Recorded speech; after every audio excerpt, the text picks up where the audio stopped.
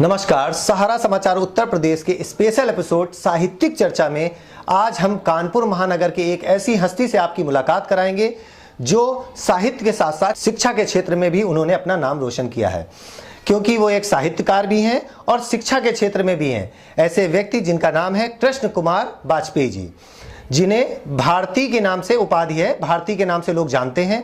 हम जानेंगे कि वो साहित्य के क्षेत्र में कैसे आए, शिक्षा के क्षेत्र में कैसे आए और युवाओं को क्या क्या संदेश देते हैं।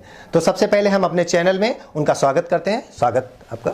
धन्यवाद जी। तो सबसे पहला हमारा प्रश्न रहेगा, क्योंकि आप साहित्यकार भी हैं और शिक्षा के क्षेत्र में भी 12-13 वर्षों से लगभग कार्यरत हैं, और KDKL जो आपकी संस्था है जिसमें आप प्रधानाचार्य के तौर पर भी हैं, तो आपका छोटा सा परिचय चाहेंगे हमारे दर्शकों को दीजिए। जी, मेरा नाम कृष्ण कुमार वाजपेयी भारतीय है। और भारतीय इसलिए कि हम पंजाबी, हम बंगाली, गुजराती, मद्रासी, लेकिन इसके पहले हम सब केवल भारतवासी, सबसे पहले हम भारतीय हैं। और मैं मूलतः, हमारा गांव कोटरा मकरंदपुर है, वहाँ का मैं रहने वाला हूँ। और हमने 1989-90 में कानपुर आने का कार्य किया और अध्यापन हमने DBS कॉलेज में BA में एडमिशन लिया। और उसी के साथ साथ एक विद्यालय था, द्वारिका कॉन्वेंट विद्यालय बर्रा में, वहाँ पर मैंने अध्यापन कार्य शुरू किया। अध्ययन और अध्यापन कार्य दोनों हमने शुरू किए।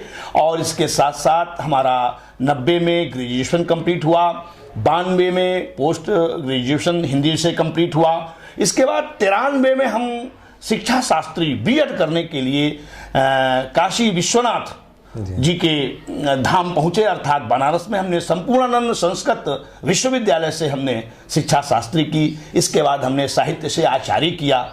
इस तरह से हमारी शिक्षा बढ़ती रही। और चूंकि पूज्य हमारे पिताजी कन्हैयालाल वाजपेयी जी ने गांव में विद्यालय बनाया था और वो विद्यालय में प्रबंधक थे और उस विद्यालय में उन्होंने बहुत कार्य किया, लेकिन कुछ गांव के विवादों के चलते वो वहाँ से हटे, तो वो उनका कहीं ना कहीं जो लक्ष्य था वो पूरा नहीं हो पाया। और उस अपने पूज्य पिताजी के उस लक्ष्य को पूर्ण करने का मेरे मन में संकल्प था, और उसको संकल्प को पूरा करने के लिए मैं अध्ययन और अध्यापन दोनों कार्य में लगा रहा। और जब मैं बनारस से शिक्षा शास्त्री करके वापस लौटा तो विवेकानंद इंटर कॉलेज उन्नाव मैं हिंदी प्रवक्ता के रूप में हमने 2005 तक अध्यापन कार्य किया, जहाँ पर बहुत अच्छा परिणाम, बहुत अच्छा रिजल्ट रहा। हमारे प्रेरणा स्रोत आदरणीय गोकर्ण नाथ जी तिवारी भारतीय शब्द का वो अंगीकार हमने वहीं से किया। हाँ, वो वहीं से हमने अंगीकार किया। गोकर्ण नाथ जी भारतीय जी के हम सानिध्य में रहे, उनका बहुत हमें स्नेह मिला, मार्गदर्शन मिला। और हमने 2000 में कविता पब्लिक स्कूल के नाम से विद्यालय यहाँ पर शुरू कर दिया था। और कविता किसी व्यक्ति विशेष का नाम नहीं, साहित्य की जो विधा कविता है उसी के नाम पर हमने कविता विद्यालय चलाया। आज भी वो चल रहा है।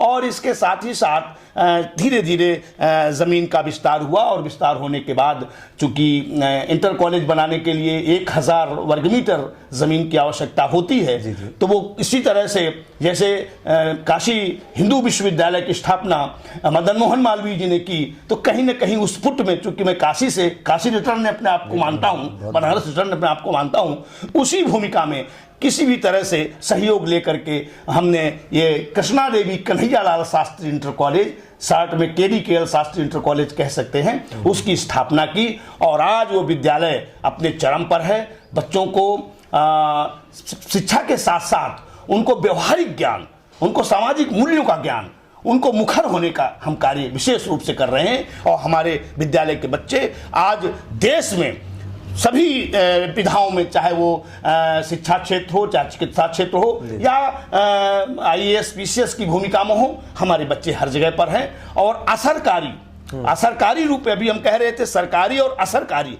हमारे बच्चे जहां पर भी KDKL शास्त्री इंटर कॉलेज कविता स्कूल के बच्चे हैं वो असरकारी भूमिका में हैं। इस तरह से ये शिक्षा के क्षेत्र में बहुत बड़े।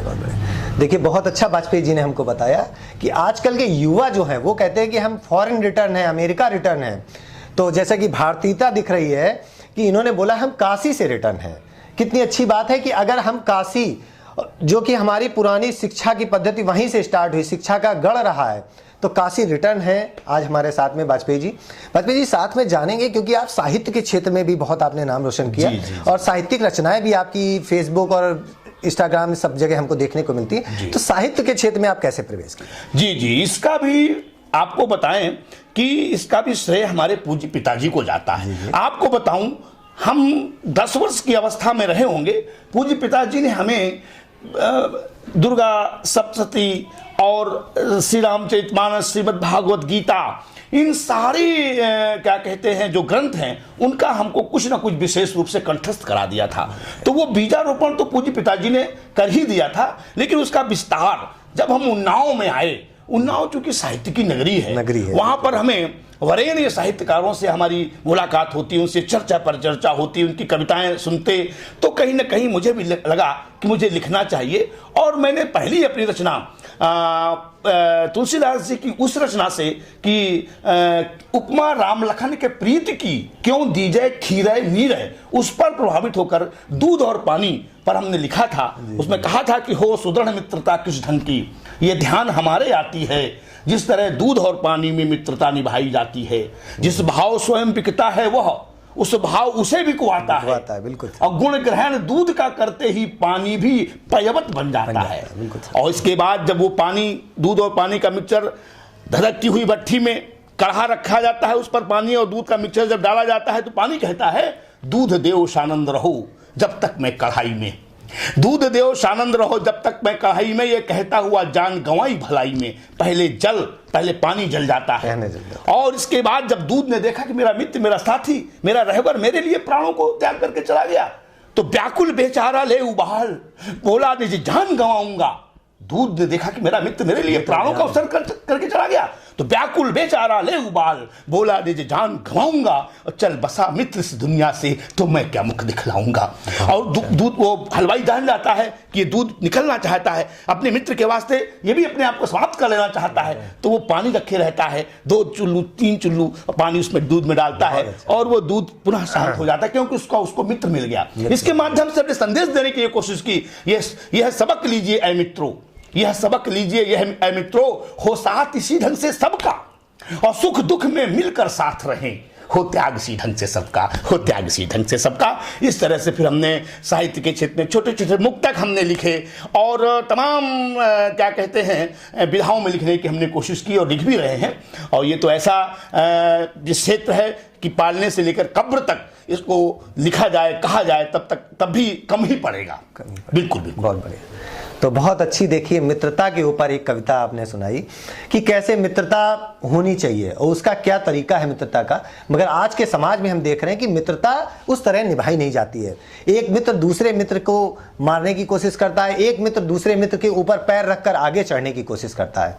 मगर आपने साहित्य में बताया कि मित्रता क्या है, जैसे कृष्ण भगवान की मित्रता को देखें तो बहुत अच्छी मित्रता के बारे में बताएं। साथ में हम देखते हैं कि आप फेसबुक और यूट्यूब में आप और आपके जो छोटे छोटे बच्चे हैं उनको मोटिवेट करते रहते हैं, तो कैसे आप मतलब फेसबुक और सोशल मीडिया को कैसे फॉलो करते हैं? बिल्कुल, चूंकि आज का जो सबसे बड़ा प्लेटफॉर्म है वो सोशल मीडिया है, और आज हम आपसे बात कर पा रहे हैं। मैं बहुत बहुत धन्यवाद देना चाहता हूं सहारा स्पेशल समाचार को कि आपने आकर के आपने खोज की फेसबुक में, यूट्यूब में, और इसके बाद आपने हमसे संपर्क किया और आप हमसे मिले आकर के। मैं बहुत बहुत हृदय की गहराइयों से सहारा समाचार को मैं धन्यवाद देना चाहता हूं कि आज ये सोशल मीडिया प्लेटफॉर्म है।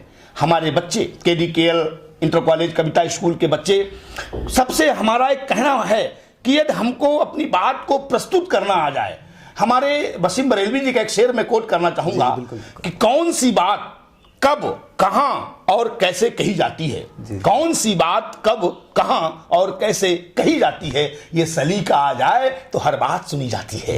ये सलीका आ जाए तो हर बात सुनी जाती है। हम अपने बच्चों को वो सलीका सिखाने की कोशिश कर रहे हैं। पढ़ाई तो हर जगह होती है, बच्चे किताबी ज्ञान तो पढ़ ही लेंगे, उनमें कोई दिक्कत नहीं है, लेकिन व्यवहारिक ज्ञान बहुत जरूरी है। हमारे KDKL का बच्चा, निकला हुआ बच्चा, वो व्यवहारिक ज्ञान के मामले में नंबर 1 पर होता है, और जहां भी खड़ा होता है वो अपनी वार्ता के माध्यम से, अपनी विद्वता के माध्यम से, अपनी चर्चा पर चर्चा के माध्यम से एक नई दिशा समाज को देने का कार्य कर रहा है। यही हमारी पूंजी है, यही हमारी धरोहर है। जी जी, बहुत अच्छा बताया आपने। युवाओं को कैसे आगे बढ़ना है, साथ में क्योंकि चुनावी माहौल चल रहा है, विधानसभा चुनाव आने वाले हैं और आप एक साहित्यकार हैं, तो आपका जो क्षेत्र लगता है महाराजपुर विधानसभा, तो कैसा मतलब अभी क्या माहौल है और युवाओं को और जनता को इस महापर्व में, विधानसभा के जो चुनाव का महापर्व है, उसमें किस तरह आगे बढ़ना चाहिए, वो कविता के माध्यम से और अपने लिए? बहुत अच्छा प्रश्न किया है आदरणीय। और चूंकि जिस विश्वविद्यालय के कुलाधिपति माननीय अटल बिहारी वाजपेयी जी रहे हैं, मैं उसी यूनिवर्सिटी का स्टूडेंट रहा हूं, बहुत अच्छी, मैं उसी विश्वविद्यालय का छात्र हूं। और माननीय अटल बिहारी वाजपेयी जी ने युवाओं को लेकर और समाज को लेकर के एक बहुत अच्छी कविता कही है कि पेड़ पर खड़ा आदमी ऊंचा दिखाई देता है और जड़ पे खड़ा आदमी नीचा दिखाई देता है। आदमी ऊंचा होता है न नीचा होता है, आदमी सिर्फ आदमी होता है। इस सीधी सादी सरल सपाट सत्य बात को दुनिया नहीं जानती, और जानती है तो हृदय से नहीं मानती। फर्क नहीं पड़ता कि वो कहां खड़ा है, रथ पर या पथ पर, तीर पर या प्राचीर पर।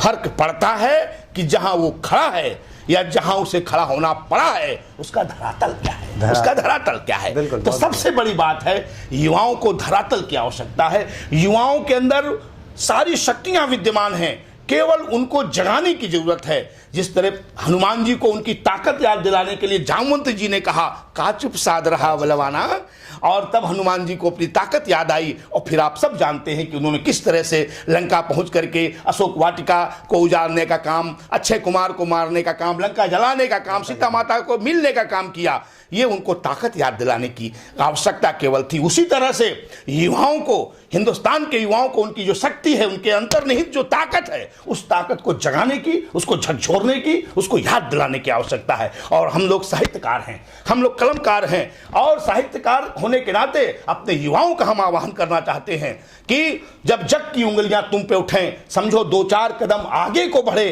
कहने का मतलब ये हुआ कि युवाओं को के अंदर जो शक्ति है, ताकत है, उसको साहित्य के माध्यम से, कविताओं के माध्यम से निरंतर जगाने का काम हो रहा है। हमारे जो कवि मित्र हैं और जो हिंदुस्तान के साहित्यकार हैं, वो युवाओं को जागृत करने का काम कर रहे हैं। और युवाओं से हमारी अपील है, युवाओं से हमारा निवेदन है कि वो साहित्य के प्रति अपना रुझान जरूर रखें, क्योंकि साहित्य एक ऐसी विधा है जिसके माध्यम से हम अपना मन, मस्तिष्क, दिल, दिमाग पूरी तरह से मजबूत, स्वस्थ और आह्लादित और आनंदित कर लेते हैं साहित्य के माध्यम से। तो अपने युवाओं के, और हम सबसे बड़ी बात तो विवेकानंद जी, जिनके अभी 12 जनवरी को जयंती थी, वो युवाओं के प्रेरणा स्रोत हैं, युवाओं के आइकॉन हैं। और हम लोग विवेकानंद जी के सिद्धांतों का, विवेकानंद जी के द्वारा जो दिए गए हमें उपदेश हैं, उनको हमें युवाओं को हम कहेंगे कि उनको जरूर फॉलो करें, और निश्चित रूप से उनको अपनी मंजिल, उनको अपना लक्ष्य, उनको अपना टारगेट मिलेगा और हिंदुस्तान का गौरव बढ़ेगा। जैसे कि हमारे मोदी जी कहते हैं कि हिंदुस्तान इस समय दुनिया में सबसे युवा देश है, युवाओं का देश है, और उन युवाओं को काम चाहिए, उन युवाओं को रोजगार चाहिए, व्यापार चाहिए। तो हम एक बात और कहना चाहते हैं कि नौकरी करने वाला नहीं, नौकरी देने वाला युवाओं को बनना है। उनको अपने अंदर ऐसी शक्ति पैदा करनी है। 1-2 लाइन हम कोट करेंगे, संकलित है कि हुआ चमन में हुजूम बुलबुल, हुआ चमन में, चमन कहते हैं उपवन को, बगीचे को, हुआ चमन में हुजूम बुलबुल, बुलबुलों का हुजूम इकट्ठा हो गया। हुआ चमन में हुजूम बुलबुल, किया जो गुल ने जमाल पैदा, गुल फूल को कहते हैं, जमाल खुशबू कहते हैं, किया जो गुल ने जमाल पैदा, और कमी नहीं है कदरदां की अकबर, करे तो कोई कमाल पैदा। बहुत अच्छा, करे तो कोई कमाल पैदा। और युवाओं को एक बात और कहना चाहता हूं आदरणीय अवस्थी जी, कि कोई मेहरे ताबा से जाकर के कह दे, देखिए कोई भी सरकार इतनी सक्षम नहीं है कि वो सबको नौकरी दे सके। ये कहने की बात है, विपक्ष कह रहा है बेरोजगारी, हम मानते हैं उनकी बात, लेकिन सरकार के पास भी सीमित संसाधन है। हम उन युवाओं को एक बात कहना चाहते हैं कि कोई मेहरे ताबा सूरज को कहते हैं, कोई मेहरे ताबा से जाकर के कह दे, अपनी वो किरणें गिन गिन कर रख ले। मैं अपने सहरा के जर्रे जर्रे को चमकना सिखा रहा हूं, मैं अपने सहरा के जर्रे जर्रे को चमकना सिखा रहा हूं, और मेरे तखय्युल, मेरे इरादे करेंगे फितरत पे हुक्मरानी। जहां फरिश्तों के पर है लर्ज़ां, मैं उस बुलंदी पे जा रहा हूं। जहां फरिश्तों के पर है लर्ज़ां, मैं उस बुलंदी पे जा रहा हूं। हमारे युवक उस बुलंदी पर छुएंगे। बस उनके अंदर, अपने अंदर की जो शक्ति है, ताकत है, उसको जानने और पहचानने की आवश्यकता है। और आज आपके इस मंच के माध्यम से, आपके इस इंटरव्यू के माध्यम से अपने युवाओं को ये बात मैं कहना चाहता हूं कि उठो, जागो, और लक्ष्य मिलने तक रुकने की आवश्यकता नहीं है, आगे बढ़ने की आवश्यकता है। बहुत अच्छा देखिए वाजपेयी जी ने बताया हम लोगों को कि युवाओं को आगे जाने, क्योंकि आजकल युवा क्या है, वो स्वरोजगार की तरफ, आपने बहुत अच्छा बताया कि मतलब स्वरोजगार करना है, उसको नौकरी की तलाश नहीं करनी है, उसको खुद ही अपना रोजगार एक करना है कि 4 लोगों को रोजगार दे सके। सरकार की भी बहुत सारी योजनाएं चल रही है स्वरोजगार के लिए, बहुत अच्छी चीज है। और युवाओं को आगे बढ़ने के लिए, क्योंकि आजकल का युवा जो है वो बॉलीवुड हॉलीवुड में चला जाता है, वो साहित्य को छोड़ता जा रहा है, जबकि साहित्य जो है वो हमारे प्राचीन समय से चला आ रहा है। साहित्य से उसको ज्ञान मिल रहा है, बॉलीवुड और हॉलीवुड की पिक्चरें और गानों से उसका अर्थ का अनर्थ निकलता है। बिल्कुल सही है। तो बहुत ही अच्छा वाजपेयी जी ने हम लोगों को बताया कि किस तरह से युवाओं को आगे बढ़ना है और युवाओं को कैसे कैसे अपने अपने कदम आगे बढ़ाते जाना है। तो बहुत अच्छी चर्चा रही। साहित्यिक चर्चा में हम आज वाजपेयी जी के साथ हमने साहित्य के बारे में जाना और उनकी जीवनी के बारे में जाना। और कुछ कहना चाहिए? और अभी 9 वर्ष का मध्य चल रहा है, महीने का जनवरी का, तो 4 पंक्तियां 9 वर्ष पर कह देता हूं कि लेके उत्कर्ष, लेके नववर्ष, लेकिन नववर्ष उत्कर्ष ही में प्रचंड, स्वर भाईचारे के बुलंद होने चाहिए। लेकिन नववर्ष उत्कर्ष ही में प्रचंड, स्वर भाईचारे के बुलंद होने चाहिए। भावों में अभावों में बीता यदि गत वर्ष, तो अब उपलब्धियों के अब छंद होने चाहिए। उपलब्धियों के अब छंद होने चाहिए। दीन दुखियों का भय होवे दूर और निंदनीय कृत्य सभी बंद होने चाहिए।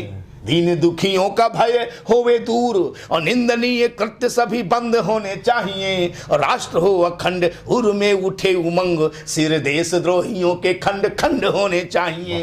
सिर देश द्रोहियों के खंड खंड होने चाहिए। और अंत में यही कहूंगा अपने देशवासियों से, पूरे विश्व से, कि गुजरे दिन की कलुषित यादें, कोरोना काल सबको बहुत कुछ सिखा के जा रहा है। तब ये बात हम कहते हैं कि गुजरे दिन की कलुषित यादें भुला सुनहरे कल की ओर, और मारुत गति से बढ़े प्रगति पथ, मारुत गति से बढ़े प्रगति पथ, उन्नति का हो और न छोर। ये शुभकामनाएं हम पूरे विश्व के लिए, क्योंकि हमारी भारतीय संस्कृति का मूल मंत्र है सर्वे भवन्तु सुखिनः, सर्वे सन्तु निरामया, सर्वे भद्राणि पश्यन्तु, मां कश्चित् दुख भाग भवेत्। ये भारत का मूल मंत्र है, भारत की मूल आत्मा है, इसको कभी भुलाया नहीं जा सकता। और ये विश्व के लिए हम कहते हैं, 0 दिया जब भारत ने, शून्य का आविष्कार आर्यभट्ट ने किया, दशमलव का आविष्कार बारामिहिर ने किया। तो ये सब हमारा देश जगत गुरु रहा है। हमारे देश ने पूरी दुनिया को दिशा देने का काम किया है। तो हम कलमकार, साहित्यकार, रचनाकारों का धर्म है कि अपने देश की जो महत्ता है उसको आगे बढ़ाने का निरंतर कार्य करें। और बहुत बहुत धन्यवाद। आज का ये इंटरव्यू आप लोगों की मैं समझता हूं कि ये निश्चित रूप से युवाओं के लिए, शिक्षा जगत के लिए, साहित्य जगत के लिए बड़ा प्रेरणापद होगा। बहुत बहुत धन्यवाद। तो बहुत अच्छा वाजपेयी जी ने हम लोगों को आज के इंटरव्यू में बताया। युवाओं के लिए भी बहुत सारी शिक्षाएं दी हैं। अब ध्यान रखना है कि युवाओं को इन चीज़ों को अपने आप पास धारण करना है, धारण करके आगे बढ़ना है। तो आज हमारा जो स्पेशल एपिसोड चल रहा है साहित्यिक चर्चा, जिसमें आज मैं शिशिर अवस्थी, अखिल शुक्ला के साथ। धन्यवाद।